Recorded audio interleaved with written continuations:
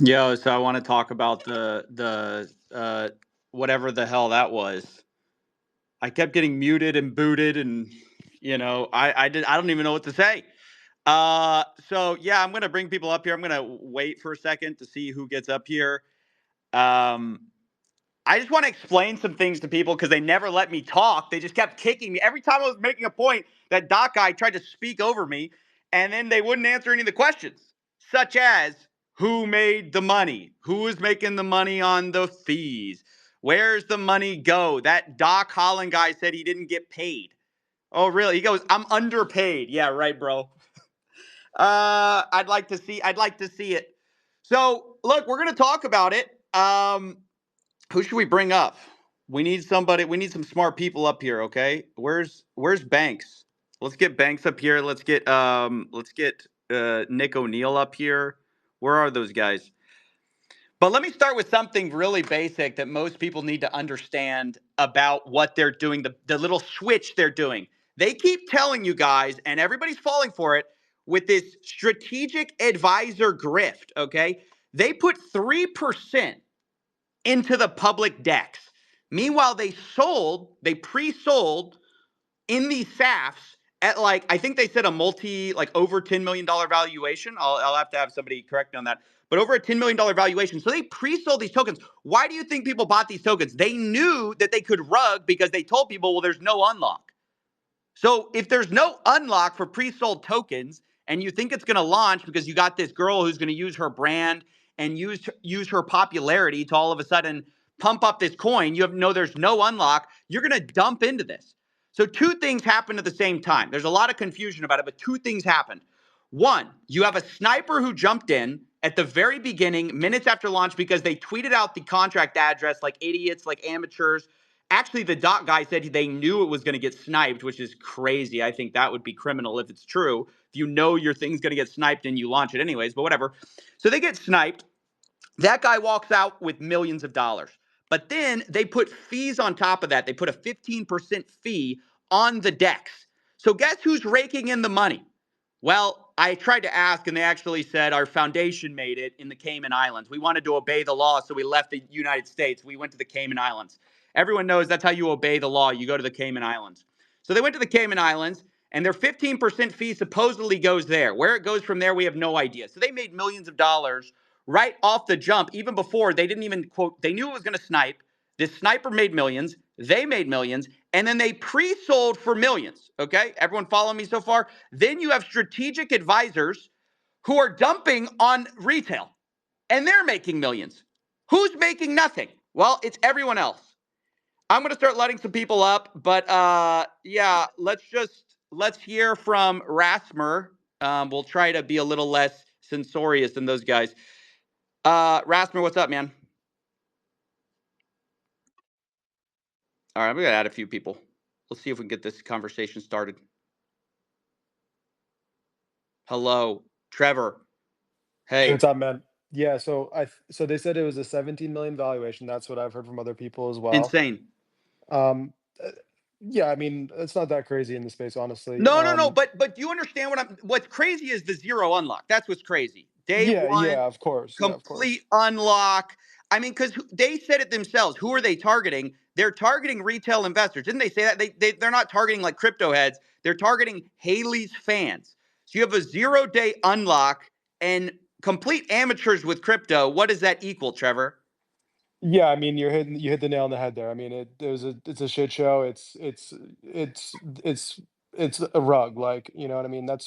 It's just straight looks like a rug. I mean, Um, I'm not sure if I don't know if we can confirm if the bubble maps, like they're claiming that the bubble maps is not correct. I mean, they didn't provide any evidence. That's a huge No, no, mistake no, and no, huge no. failure. Let me explain the bubble maps thing because I think I understand what they're saying. Their whole claim is we did not directly sell, but that is a very different thing from we profited the whole way while our fans got rugged, right? Which is what I'm basically saying, which is that they made money on the fees. They knew it was going to get sniped. They did it anyways, and then they pre-sold to these SAFT investors who know are going to sell.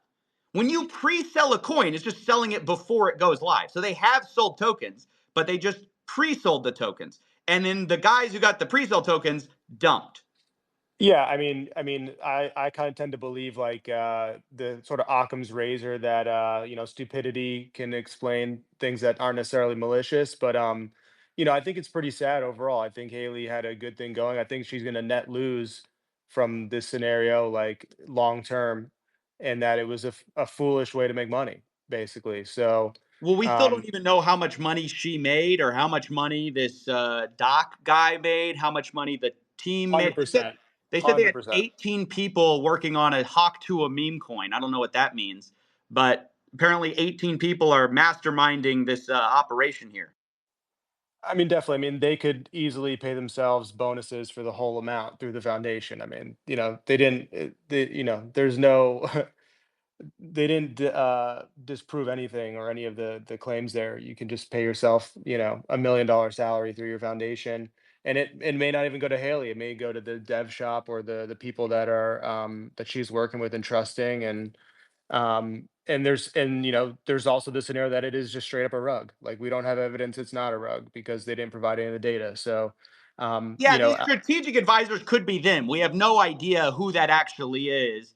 And I think Haley, look, it could be the case that she's getting taken advantage. I hate to use that word, but taken advantage of by these guys, and she actually got locked for a year while they're making all the money. But we don't actually know the full story because anytime Haley talks, it's like, "Hey, Haley, tell us your story of how how you were inspired to make crypto." Ha ha ha! I just wanted to have a good time. Like it's like there's no details given. There's no kind of I don't know if she's like putting on an act here, if she really has no idea what's going on and how serious this stuff is, and how some of this stuff can potentially lead to like really big legal problems for you if anyone did have direct involvement in this rug pull. But I think whether you rug pull because you pre-sold tokens to a 0 day unlock or whether you rug pull directly, I still think it's going to be a rug. Like everybody in crypto knows that. yeah, and I think there's also probably no paper trail because if it's a Cayman's Island entity, unless they get subpoenaed. But with Gensler, on the way out, and the administration changing, who knows? But this went pretty viral. In the previous environment, something like this would have gotten investigated pretty much right away, just because of how brazen this looks as a rug. You know what I'm saying? So. But there's no real way to back up or prove anything they're going to claim because it's a Cayman Islands entity. Like it's not a 501(c) in the U.S. where they have to do all the reporting for the directors' salaries and things like that. As far as I'm aware. And yeah, it was that was kind of my point when they were like, "Yeah, we're so concerned with regulations and rules, so we went to the Cayman Islands." It's like, no, you didn't want to be bothered by regulations and rules. That's why you went to the Cayman Well, Islands. well, no, they still have to do that anyway. Even if they were trying to do it the right way, they would have to do a BVI entity or an offshore entity just because of the SEC. This is like where the SEC kind of fucks up because they don't give enough regulatory clarity for how to do things right and how to do things by the book. So No, people no, I know, just but especially if you want to do a pre-sale, because you're going to get eaten alive by the SEC if you do a pre-sale in America. Yeah, there's certain ways you can do it correctly. One of the ways is that actually the investors aren't supposed to sell for it's either 6 or 9 months. Like if you do it as a U.S. entity, for example, you're a Delaware C corp, the investors are not allowed to unlock and sell on day one. Like that's otherwise you would be violating securities laws. Yeah, and that's just kind of obvious. Jabrils, I want to bring you in. Thank you, Trevor, for getting up here. Jabrils, what's up, man? Hit me up, guys, if you want to join. Jabrils, what do you think of the space? Yo, coffee, man, this is insane to me. All this is out of my league. I'm just gonna be Did honest. we gotta get all called mentally ill by that guy? By the way, Well, I didn't purchase any coins, so I don't. He wasn't calling me that. I just want to come on here. I see a really simple question. I love and respect everything you do. My entry into a lot of this crypto stuff is through you, and I'm just curious. Like, it boggles my mind that people still buy crypto. What's your passion? Because I feel like in a couple of months there's gonna be another crypto coin that everyone buys and gets rugged, and it just keeps on going on and on and on. And it just boggles my mind. This is still a thing. Wait, so what's the question? What's the My question is, what's the passion for you? Like, what drives you to continue to watch these continuous rugs over and over? what are you talking about? Calling out these people is the greatest, man. It's so fun. Yeah, Well, fair no, look, enough. I see the human cost. I talk to victims all the time of this stuff. Meme coins are a little bit less. I think most people find it a little harder to be sympathetic about meme coin rug pools because there's just this sense of like, why did you get involved in this kind of thing? But look, the problem is because ultimately I don't think about it from the angle of a crypto head, right? Like the reality is the most insidious part of what they said was we're targeting regular people, regular fans. We want to onboard her fans to crypto. And unfortunately, that's where you get some really sad stories of people actually putting their money into these things and not knowing better. Mhm. Obviously, if somebody's been in crypto a while and they invest in meme coins, it's sort of like you kind of knew what it was in many cases. But yeah, man, my passion comes from knowing that there are people out there who don't know what they're getting involved in. They just see the Hawk Tuah girl and they think, oh, I'll throw some money in there, and they lose it all because of the way they run these tokenomics, and then they get jargoned to death by things like strategic Sure. advisor as a euphemism for the guy who just rug pulled me. And so Yeah. nobody can really figure out like what the hell's going on. Why is the price down? Oh, it's because 17% of the tokens just dumped on 3% of the tokens. So that's kind of where that comes from. Let's stick it to the. You have anything related to the Hawk Tua lady though? I'm gonna bring up Uh, Shady as well. I yeah. think I saw some stuff from them. Go I ahead. think this is honestly a shame. I thought the Hawk Tuah meme, all in all, was pretty harmless, pretty fun. But after this, I have a trust issue with anything that'll come from her from this point. It's honestly a shame. And I think that if this does hit mainstream, I think it's gonna kind of poison like the whole quote unquote influencer branding and all that stuff. Just another one that bites the dust. But yeah. Well, it's just more like just another one in a long line of scams or rug pulls or whatever you want to call it. Thank you, Jabrills. I appreciate it. Shady, what's up, man? Tell me what's going on. Yo, what up? No, I just think it's crazy how they're like talking about how they hardly made money and shit, but they raised $2 million just from the fees in the liquidity pool, and they're just like completely fucking ignoring that the whole time. Yeah, well, I tried to bring that up because, of course, they want to ignore that. They're going to go, we didn't sell any tokens. Well, you set the fees to 15%. You made almost $2 million from it. And I think they said they pre-sold. It was hard. They wouldn't give exact numbers from what I could remember, but I think they said they sold in like 5K, 10K, 20K clips. I assume they mean dollars. And then they said they sold about to 200 investors. So if you just assume an average of $10,000 per investor, you're selling to 200 people, you're raising about $2 million even before you've launched the coin. Then you make $2 million off the fees. These are estimates, of course. So you're talking about $4 million day one. And meanwhile, these clowns are saying, oh, we're not here for day one. We're here for day, whatever, 365, whatever they said. And it's like, no, you guys were here for day one, actually. That's where you made most of the money you're ever going to make from this project. Yeah, and it really just like speaks about the team the way everyone who was speaking in that space from the team was just being so evasive and kind of dodging every question. Kind of like how when Banks was asking about what were they saying about the Virgin Islands, the guy kept saying like some like buzzword or some bullshit, just like dodging it. Yeah, no, they dodged everything. I don't think I learned a single thing from the whole space. They kept muting us, and they kept calling us. Well, that Doc guy just kept insulting people, saying you should kiss his ass for launching this coin. I mean, that guy was. I don't know. That was Yeah, that was unhinged. crazy. Yeah, I want to know. Okay, Nick or Niche, I want to hear from you, man. Do you think they're using Haley's brand? Do you think she's profiting from this? What do you think's going on? Did she get scammed? Who got scammed in this whole thing? Yo, how's it going? I forgot I pressed the speak button. Yeah, it was a kind of messy launch, honestly. Um, it's hard to say. It was messy. All right, that guy was terrible. What? It was messy. Oops, I didn't mean to get up here. It's messy. Guys, get up here if you're ready to spit, okay? Don't get up ready to spit. It's at the Hawk Tuah space after all. Please don't get up here if you're not ready. All right, Chief, go ahead. Hey, how's it going? I think the thing that kind of made me, I guess kind of have a red flag there was that they do the space, they go in circles all the time. When we ask the questions about how much they made off at the salary basis, they didn't give a clear answer.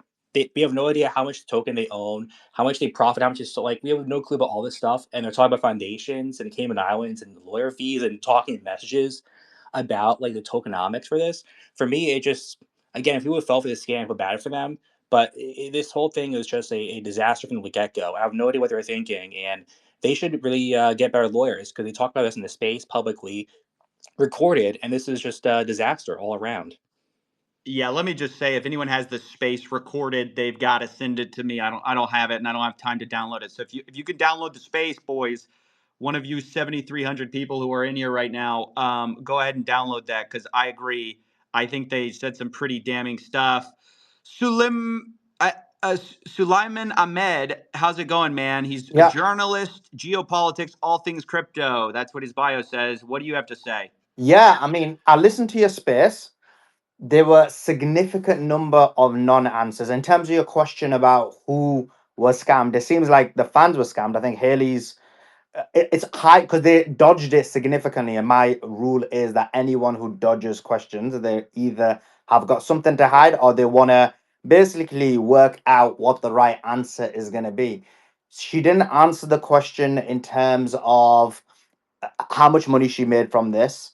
They didn't answer the question about the company in the Cayman Islands. Even the 17%, we had no answers whether that was like a double dip where they basically jumped into the coin or that was another avenue of them making money. So I do think that there's the fact that they kind of didn't answer the question. I think Haley's probably made some money. They've clearly dumped somehow or made money. So I think that those seem to suggest that what's happened. Yeah, I think that's a great point. I mean, they wouldn't answer our questions about where the money was going. I think if you're Haley and you're getting all this hate, right, and you're looking across the table and you got these bozos who got you involved and got you, told you were going to make all this money, whatever, and you didn't make money, you would say that, I think. That's my running assumption. Somebody said Occam's razor earlier. I mean, that's what I would assume. You go, hey, dude, I didn't make a dollar yet. I'm not going to make a dollar for a year. But they didn't say that, which I think is very interesting. I mean, could change later, but I In agree. addition I to think that was very revealing. that, like anyone who is on the space and has lost money, and there are a significant number of people who've lost money, like her attitude just stunk. Like the fact that she was like, "I'm here to have fun," and you need to have a bit of empathy for your fans. Like I get it, you're like making money off them or whatever, but even to the point where you know it's happened, people have lost money. Everyone's agreed on that. Like to have that type of attitude is unacceptable. I think there's like certain comments from her coming out in the space where people are trying to present her as the innocent victim. So I completely disagree with that, even from that perspective. Yeah, 100% agree. Thank you, man. I'm gonna bring in somebody else. Andy, go ahead. Hey, Coffee. How you doing, man? What's up? Um, What'd you what's think? up? Yeah, man, this is what I was actually talking about like last time with you. You remember with the Jesse situation, like the rabbit, right? We started talking about it. And this pattern is gonna keep on go, man. Like what's shocking to me, like how come people are just so stupid to, after seeing all of the scams in this Web3 spaces for the last like 2 years and still going and getting into this trap, right? It's really sad. Like all of the people, it's so like, who in the world go and invest? I don't really understand, man. Like this is so Let me it doesn't stop you really. right there, Andy. I'll clear it all up for you. Okay. Yeah, clear it There's a, up, man. Because you there's know a, how no, many there's a hours few I people. You're spend. you're mistaken. You think it's the same guys over and over again. Okay. No, no, There's a few types of people who get into meme coins, right? There's people who think they're going to strike it rich. There's people who've never traded meme coins before. And then there's like also the sophisticated traders who are actually making the sniper bots and actually making the money, right? But the real fish, unfortunately, and the way a lot of people make a lot of money is they bring in new people who've never done crypto before or done very little crypto. and they use your responses or they use your fans to bring in new people. And so it's like fresh, I don't know, like there's like this famous thing in poker. Like if you don't know who the fish is at the table, you're the fish. It's kind of that situation there, Andy. So Bold, what do you have to say, man? Yeah, I mean, God, it was an embarrassment. I don't understand how they could speak for so long and say so little. That was what was amazing to me. They seem completely oblivious to how the bubble maps work, in that from their deployer wallet, all the funds that they grabbed and flicked out to what they're calling now pre-sale wallets, none of that was put up. I just scrolled through Haliey's feed. It was never mentioned that there was a pre-sale. It was never mentioned that any tokens were owned before the contract goes up.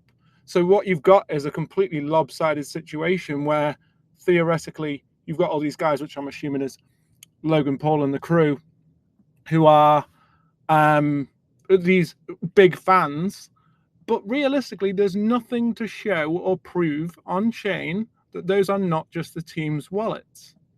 They could just be 150 wallets set up by 3 guys. They can tell Haliey, oh, we got this money from these investors, whatever, at 16 million valuation. But none of that was announced before she drops a contract address. So without that clarity, there's no leg to stand on, from what I can tell. There's no excusing a lack of clarity before the contract drop, which you can see. It went from 500 million market cap to 70 million in like an hour. And you can see people losing millions of dollars on chain with purchases. How you can then come onto a stage and have Haliey go, hey, y'all, I just like memes, and then go to bed is insane to me. Like the lack of responsibility that was taken, the lack of responsibility towards the clarity. And the other point for me was, and other people have mentioned it, the lack of clarity around the money side. He's talking about setting up a BVI costing $500,000. I literally helped a friend set up a BVI in Australia. It was under 20 grand. Yo, that's hilarious, dude. Like it was under 20 grand. No, I think. Look, I think you bring up a great point. They didn't tell people how much had been spent, how much had been given out to these immediately unlocked strategic advisors, who they were. Right? What are these strategic advisors doing besides giving you money? And who's making that money? I mean, I think there was basically zero answers on that, zero clarity, and it's all fine to come in and go, well, we're going to give transparency now. It's too late, man. People have already lost money, like tons of money. People have lost so much, but you had obviously an ability to lock tokens. They said, oh, Haliey's tokens are locked 10%. They're locked for a year, 3-year vested. But every prior investor, and like you say, I think they alluded to 150 to 200 people with between 5 and 15K checks, they were kind of saying, that are completely free from the moment it launches. Like, so you obviously had the technical ability to lock tokens, and yet at that point you've got to go, okay, what is the likelihood that 0 of these wallets were a side wallet of the team? Like, there's just no way. There's just no way that they didn't claim 10 wallets themselves. Yeah, and it doesn't really matter, Bold, because when you pre-sell tokens to somebody else, like let's say that you know I'm going to launch a coin, right? And I sell you 10% of the tokens to be unlocked immediately. I can then go claim till I'm blue in the face, hey, I didn't sell tokens on unlock. But if I sold you the pre-sale tokens, functionally, I just passed the responsibility to you because I gave you the option to sell those tokens at launch. So I don't buy this whole thing of they're hiding behind the SAFs and saying, we didn't sell tokens. We didn't sell tokens. We didn't sell tokens. No. If you guys sold pre-sale tokens, that's a big problem. It's a huge. I just don't buy it. I just don't buy this whole SAFT explanation. Hey, can we get someone else in here? Kelly, can you speak a bit? I'm trying to rotate people in. Yeah, absolutely. I think this brings up a lot of great points. And first off, I want to shout out Coffeezilla. You've been such an advocate of freedom and truth in this space. So shout out to you.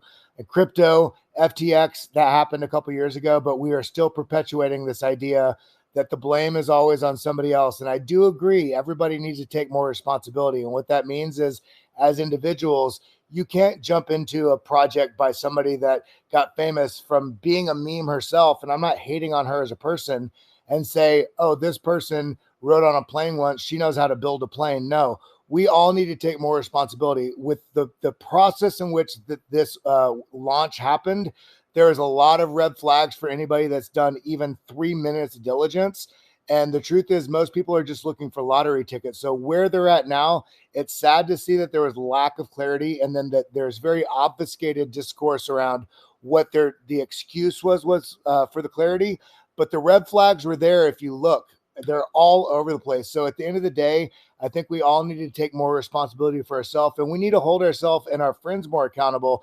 That if something's being launched, that there's a very clear way that things need to be done. If you're going to jump into any sort of project, fair launch is one of them, and also no token distributions for teams, all this sort of stuff. And if it is, it needs to be somewhat established. So where it is right now, I think we need to take a little bit of deep breath, lean into people like Coffeezilla, lean into people like Zach XBT, and lean into fucking diligence, man. We need to take responsibility for what we're doing and hold ourselves more accountable and hold other people as well. Thanks, Kelly. Yeah, man. I definitely think, look, my way of thinking about accountability is everyone who loses money in crypto is literally taking exactly the amount of accountability that they need to take because they lost the money. You know what I mean? They're not like not taking accountability. They lost the money, right? What I want is accountability from these projects that run these things, right? Where is their accountability? They make millions of dollars while retail loses millions of dollars. So retail took the accountability. Where's the accountability from the guys who are profiting millions of dollars from these bogus tokenomics, and they're hiding behind these little, I sent it to the other guy and he sold, so it's not my fault. You know, this whole pre-sale with 0 unlocks. I mean, it's completely insane. So I appreciate what you said about responsibility, but at the same time, I just think like, dude, people do take responsibility literally by, and they get burned. And next time they won't, they'll do a bit more due diligence. I probably got time for one more person. Who do we need to get up here? Let's get up somebody. Dude, there's like no good way to sort through my requests. This is so trash. Okay, well, we're going to gamble. Here we go. Tell me we have something good here, Andy. Give me something good. Hey, how's it going? My name's Andy. Thanks for having me up here. Sorry to blow you up in the comments. I'm predominantly known on Solana for derugging cyber frogs, and I worked with Doc in the past. And what I just saw up there was a fucking textbook, play-by-play, dumb fucking Doc-oriented move. Like, from start to finish, man, like it's hard to even know where to begin. From the day-to-day interactions that I had with him, all along how he was constantly motivated by money, driving that whole meta on pre-sales, private pre-sales, lining the pockets of the people that invested in companies, setting up these shell companies. And what I just saw was him finding this poor girl, sticking his fucking claws in her, and absolutely dragging her into the fucking dirt. And whatever poor bastard it was behind that, development company, the dude's career ended right before it started, because Doc is really good at motivating people to try and like rally around an idea. And he's really hang on. So you've worked with Doc before, is what you're telling me? I have, yeah, man. I was a struggling NFT project that was a derug myself, and we needed. Wait. Tell us about who is this guy? I've never heard of this guy before. Yeah, all right. Fucking, where do I start, man? So he's really well known for 2 rugs from NFTs on Solana, Best Buds, and then he's got Meta Hunters as well. It's always the same shit that you just heard him fucking speak out about, man. I've got this idea. We're going to build a sustainable business. We're going to do all of this really cool shit. Blah, blah, blah, blah, blah. We're bringing in real names. What happens is that he does it. He rug pulls it. He fucking finds a way to extract as much liquidity and value out of it. And he's already done it twice on Solana with NFTs. And he's done it on multiple fucking meme coins with multiple different tokens. I was really unsuspecting at the time. I'm not a dipshit. And I have a great fucking reputation in Solana, and I think a lot of people will speak to that.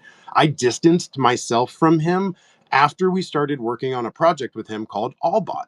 It was a Telegram trading bot before anything really came to Solana. It was throughout that experience that the only motivation that he had was doing a fucking token pre-sale for maximum fucking extracted value and trying to find a way to use bots to leverage his fucking entry and line his fucking pockets. I do not put my reputation on the line for that shit, and we took a step back hard and fucking fast, man. And it's the same playbook. Wait, so what you're telling us is this guy, from your experience, likes to do token pre-sales and likes to use bots, you said? Oh, dude, yes. He is not a dev, and he has no idea what he's talking about when it comes to dev speak. He has dumbass ideas that he then goes and tries to get other people to implement in a way that he has no oversight on. So if he brings in quote unquote some sniper bots that are trustworthy, it's likely some dipshit who's been coding it on a chat GBT bot that he's fucking found that can actually turn on. You know, and so like the extent of this is, in my opinion, a lot of it just being an actual dumbass. And I think being an overconfident dumbass that has no idea what he's fucking talking about and leveraging his reputation and his But who public made reach. the money, Andy? Okay, I got to get to the bottom of this. You're telling me, okay, I don't like this guy. This guy, likes this, likes that. But did he make the money? Who's the guy really behind this? Fair. What I can tell you is that we're going to go and start sleuthing the blockchain ourselves, and I will give you some definitive information. But if it's my guess, this was orchestrated by Doc. The money went into his pockets, and the money went into the pockets supporting Doc on this project. And Well, you're not gonna you can't find it on chain unless they've on their wallet. You can find what wallets made the money. I've already found a lot of those wallets that made the money. That's what I was trying to talk to them about. Yeah. But they were denying answering the questions. I mean, they were just saying, "Oh, we had the foundation. We can't tell you where the money goes. All this kind of stuff." So it's nice because we can see what's on chain, but we don't know who it belongs to. All right. Last question. Do you think people are going to go straight to a jail? That's, I guess, the space. So what do you think? I think that Doc Hollywood is doxxed and that he's about to get a fat fucking lawsuit shoved down his throat, man. Interesting. Thanks for having All me right, up, bro. no comment. All right, guys, that's it for the straight to jail thing. I hope people call it out when the Hawk coin tries to tell you that they didn't sell coins. Understand the dynamics of the pre-sale. Understand how the fees worked to make them millions while you guys lost money, some of you. So, all right, that's it. Thanks, guys. Appreciate it. Finally got on a space where I could talk, and yeah, that's basically it. Bye.